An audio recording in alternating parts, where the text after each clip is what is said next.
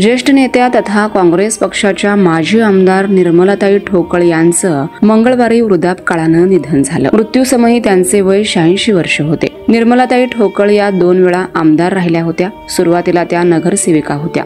त्यानंतर 1972 ते 76 दरम्यान त्या जुन्या शहर दक्षिण मधून काँग्रेस पक्षातर्फे विधानसभेवर निवडून आल्या होत्या।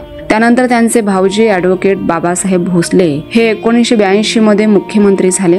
तेव्हा त्या राज्यपाल कोट्यातून आमदार म्हणून विधान परिषदेवर गेल्या होत्या। त्यानंतर त्यांनी सोलापूर शहराच्या राजकारणात आपला कायम सहभाग नोंदवला। काँग्रेस पक्षाच्या वरिष्ठ नेत्यांमध्ये मार्गदर्शक म्हणून त्यांनी काम पाहिलं। त्यांच्या अनेक शैक्षणिक संस्था आहेत। दरम्यान वृद्धापकाळाने बरेच दिवस त्या राजकारणापासून दूर दिसून आल्या। मंगळवारी पहाटे त्यांचं निधन झालं। त्यांचे पार्थिव छत्रपती शिवाजी महाराज चौक परिसरातील निराळे वस्तीकडे जाणाऱ्या रस्त्यावरील तोरणा बंगला या ठिकाणी अंत्यदर्शनासाठी असून सायंकाळी 5 वाजता त्यांच्यावर अंत्यसंस्कार करण्यात येणार असल्याची माहिती मिळाली आहे।